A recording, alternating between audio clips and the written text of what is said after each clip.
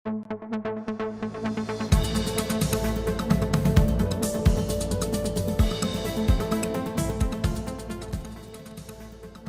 alaykum. E'tiboringizda Diplomatik Digest dasturi. O'tib borayotgan hafta davomida mamlakatimiz tashqi siyosatida amalga oshirilgan muhim tashabbuslar, xalqaro muloqot va muzokaralar, shuningdek, ekspertlar tomonidan ushbu jarayonlarga berilgan tahliliy baholar hamda dolzarb xalqaro voqealar xususida so'z boradi.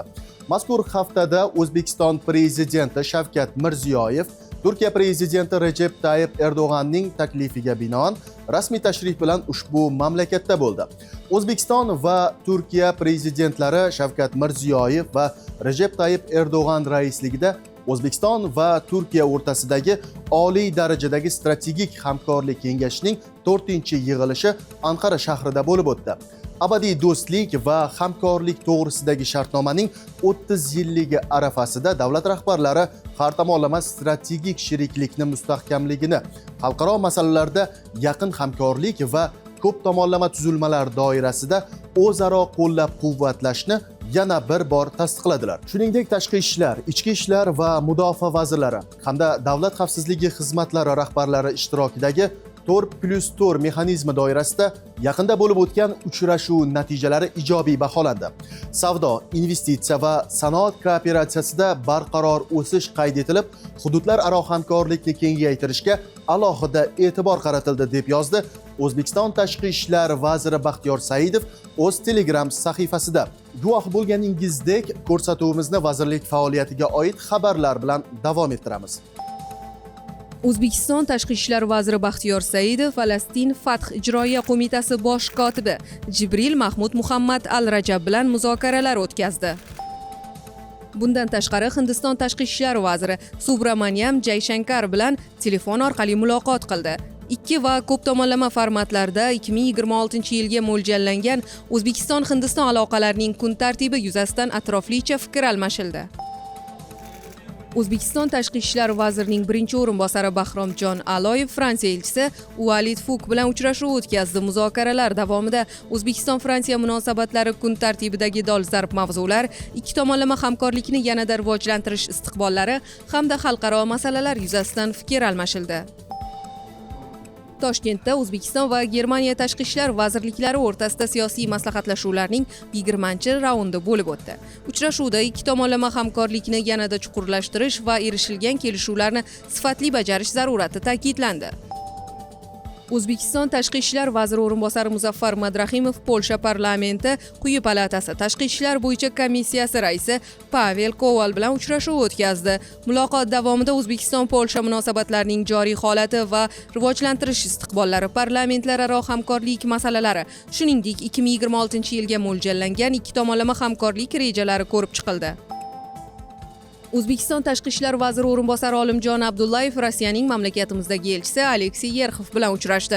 Uchrashuvda tomonlar migratsiya jarayonlarini tartibga solish, shuningdek, Rossiyada O'zbekiston fuqarolarining qonuniy mehnat faoliyati uchun qulay shart-sharoitlar yaratishga qaratilgan pragmatik va o'zaro hurmatga asoslangan muloqotni rivojlantirishga intilishini tasdiqladilar.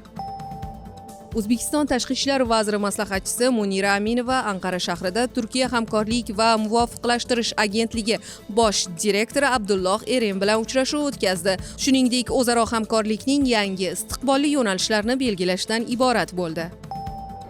Vazir maslahatchisi shuningdek Koreya xalqaro hamkorlik agentligining O'zbekistondagi ofisi rahbari Shen Myong Sop bilan uchrashuv o'tkazdi. Muzokaralar davomida ta'lim, tibbiyot, ekologiya va davlat boshqaruvi tizimini raqamlashtirish sohalaridagi hamkorlikni rivojlantirish masalalariga alohida e'tibor qaratildi.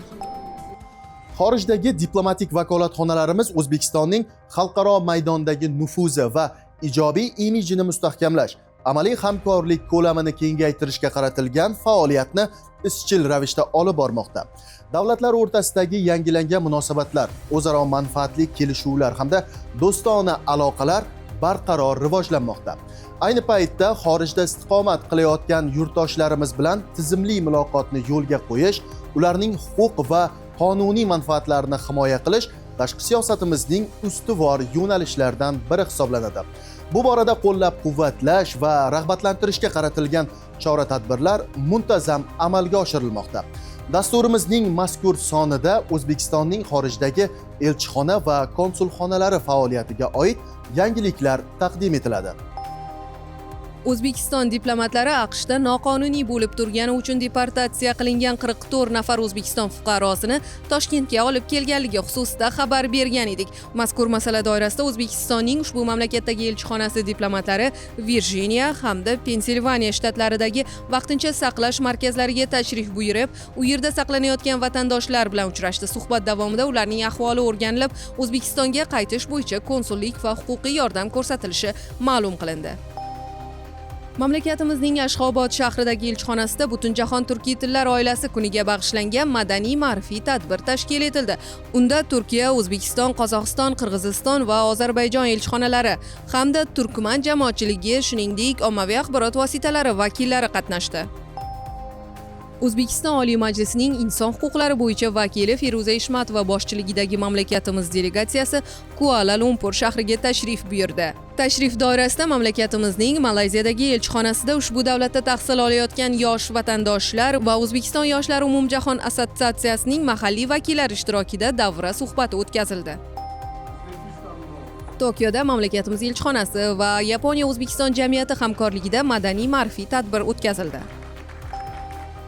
Mamlakatimizning Polshadagi elchixonasi diplomatlari Varsoviya biznes va amaliy fanlar universiteti rahbariyati bilan uchrashuv o'tkazishdi. Muloqotda 2026-2028 yillar davomida Andijon viloyatidagi ushbu ta'lim dargohi filiali faoliyatiga jami 2,35 million AQSh dollari miqdorida investitsiya kiritish rejasini ma'lum qildi. London shahrida ta'lim texnologiyalari sohasida dunyoning eng yirik tadbirlaridan biri BET UK 2026 xalqaro ko'rgazmasi bo'lib o'tdi. Mazkur nufuzli platformada Navoiy Innovatsiyalar universiteti delegatsiyasi ishtirok etib, ta'lim jarayonlariga raqamli texnologiyalar va innovatsion yechimlarni joriy etish bo'yicha jahon tajribasini o'rgandi. Nyu-York shahrida Travel Adventure Show sayyohlik ko'rgazmasi bo'lib o'tdi. O'zbekistonning Nyu-Yorkdagi bosh konsulxonasi bilan hamkorlikda mamlakatimizning boy madaniy merosi va sayyohlik imkoniyatlarini aks ettiruvchi milliy ko'rgazma stendi aynan mana shu tadbirda namoyish etildi. Jakartada O'zbekiston-Indoneziya ziyorat turizmi sohasidagi hamkorlik aloqalariga bag'ishlangan tadbir tashkil etildi. Unda O'zbekiston Umra xususiy sayyohlik kompaniyalari uyushmasi hamda Indoneziyaning tegishli sayyohlik assotsiatsiyalari o'rtasida ziyorat turizmi sohasida o'zaro hamkorlikni rivojlantirishga qaratilgan memorandumlar imzolandi. O'zbekiston Milliy iqtisodiy hamkorlik uyushmasi vakillari hamda tadbirkor ayollardan iborat delegatsiya Xitoyning Guangzhou, Shenzhen va Foshan shaharlariga tashrif buyurdi. Mamlakatimizning Guangzhou shahridagi bosh konsulxonasi ko'magida o'tkazilgan ushbu tashrif doirasida yirik iqtisodiy forumlar va davra suhbatlari bo'lib o'tdi. Muzokaralar davomida mahalliy korxonalar, xususan funksional oziq-ovqat kombinati va mas'uliyati cheklangan jamiyatlarning mahsulotlarini Xitoy bozoriga olib kirish bo'yicha muhim kelishuvlarga erishildi.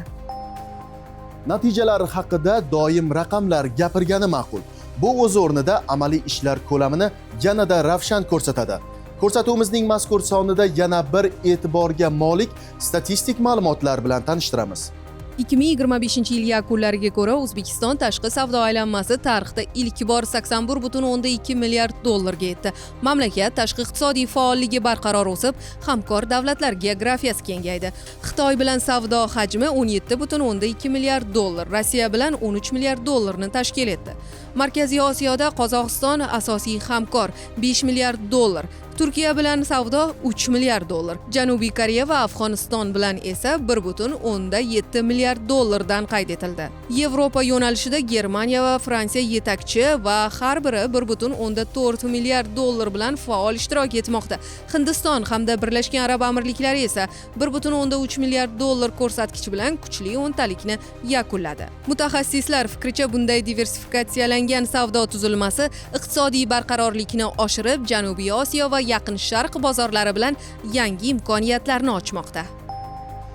Siyosatshunoslar, diplomatlar, xorijiy ekspertlar hamda nufuzli xalqaro tashkilotlar mamlakatimizning ochiqlikka asoslangan siyosati, barqaror taraqqiyot va mintaqaviy hamkorlikka qaratilgan qadamlarni aniq, maqsadli va o'z vaqtida ilgari surilgan tashabbuslar sifatida baholamoqda.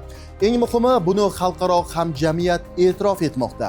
O'zbekiston o'z taraqqiyotida yangi bosqichga ko'tarildi. Bu jarayonlar jahon hamjamiyati tomonidan diqqat bilan kuzatilmoqda va qo'llab-quvvatlanmoqda. Ularning fikrlariga to'xtalamiz.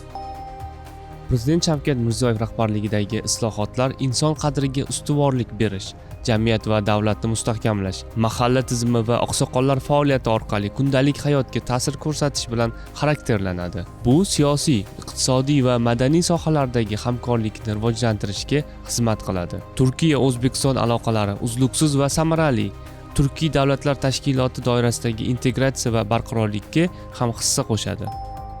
O'zbekiston prezidentining Osiyo Olimpiyasi kengashi bosh assambleyasida shaxsan ishtirok etishi mamlakatda sport sohasiga davlat darajasida katta e'tibor qaratilayotganini yaqqol namoyon etadi. Shuningdek, mamlakatda uzoq yillardan beri xalqaro sport maydonida faol ishtirok etib kelayotgani va yirik xalqaro musobaqalarni yuqori saviyada o'tkazish salohiyatiga ega ekanini qayd etdi. Xorijiy ommaviy axborot vositalarida O'zbekistonda olib borilayotgan siyosiy, iqtisodiy, madaniy va mintaqaviy tashabbuslarga oid bir qator maqolalar muntazam ravishda e'lon qilinib kelmoqda. Bu haqda qisqacha muxbirimiz xabar qiladi. O'zbekiston prezidenti Shavkat Mirziyoyevning Anqaraga rasmiy tashrifi arafasida Turkiya ommaviy axborot vositalarida ikki tomonlama munosabatlarning dolzarb jihatlarini keng yoritdi. Xususan Sabah, A-Haber, TV100, Turk Gün, M-Star, Takvim, Haber Türk, Milliyet, Akşam, TRT Avaz, TRT Haber, CNN Türk, Haber Global, Yeni Shafaq kabi nufuzli nashrlarda oliy darajadagi sammitga bag'ishlangan turkum materiallar e'lon qilindi. Pokistonning markaziy ommaviy axborot vositalari Associated Press of Pakistan, Daily Independent, The Daily Spokesman, Pakistan in the World kabi nashrlarida O'zbekiston-Pokiston mintaqaviy barqarorlik va integratsiya sari strategik hamkorlik sarlavhali maqolalar chop etildi. Odatdagidek, Markaziy Osiyo mamlakatlari ommaviy axborot vositalarida ham O'zbekistondagi siyosiy jarayonlarga keng e'tibor qaratildi. Xususan, Qirg'izistonning O'sh Sadosi gazetasida O'zbekiston prezidenti Shavkat Mirziyoyev raisligida bo'lib o'tgan Xavfsizlik kengashining kengaytirilgan majlisi haqida munosabat maqola e'lon qilindi. Osiyo mamlakatlari nashrlarida ma'naviy-ma'rifiy mavzular yoritildi. Jumladan, Misrning nufuzli Al Diplomacy va Al Xabar Al-Yom axborot agentliklarida O'zbekiston musulmonlari idorasi raisi muftiy sun'iy intellekt, taraqqiyot imkoniyatlari va shar'iy mas'uliyat sarlavhali maqolasi keng yoritildi. Malayziyaning yetakchi Bernama axborot agentligi esa O'zbekistonning investitsiyaviy salohiyatiga bag'ishlangan maqola. Shuningdek, sayyohlik tashkilotlarining 2026-yilda O'zbekiston va Malayziyani ham o'z ichiga olgan 6 mamlakatda xalqaro haj va umra ko'rgazmalarini tashkil etish rejalari haqida axborot e'lon qilindi. Yevropa davlatlari ommaviy axborot vositalarida O'zbekistonning islohotlari, investitsiyaviy jozibadorligi va turizm salohiyatiga bag'ishlangan qator maqolalar chop etildi. Xususan, Vengriyaning Daily News Hungary nashrida Prezident Shavkat Mirziyoyevning Tashqi ishlar vazirligi va xorijiy diplomatik vakolatxonalar faoliyatini yangilash bo'yicha belgilab bergan asosiy yo'nalishlari haqida maqola e'lon qilindi. Ispaniyaning Otrelektura tahliliy axborot portalida O'zbekistonning ispan kompaniyalari investitsiyalari uchun strategik muhim yo'nalish sifatida tavsiflovchi maqola e'lon qilindi. Polshaning Kiyrunek Kavkaz elektron portalida jurnalist Kasper Rahmanning O'zbekiston mudofaa sohasida amalga oshirilayotgan islohotlarga bag'ishlangan tahliliy maqolasi joylashtirildi. Iordaniyaning Ammon News nashrida Prezident Shavkat Mirziyoyevning Davosda bo'lib o'tgan Jahon iqtisodiy forumi tadbirlaridagi ishtiroki yoritilib, davlat rahbarining forum doirasida Tinchlik kengashi nizomini imzolash marosimida qatnashishi O'zbekiston tashqi siyosati va iqtisodiy kun tartibining global miqyosda kengayib borayotganini namoyish etgani ta'kidlandi. Siz O'zbekistonning tashqi siyosat va xalqaro jarayonlarga oid xabarlar bilan tanishdingiz. Oldinda yangi voqealar, muhim tashriflar va qizg'in muhokamalar kutmoqda. Men esa sizlar bilan xayrlashaman. Salomat bo'ling.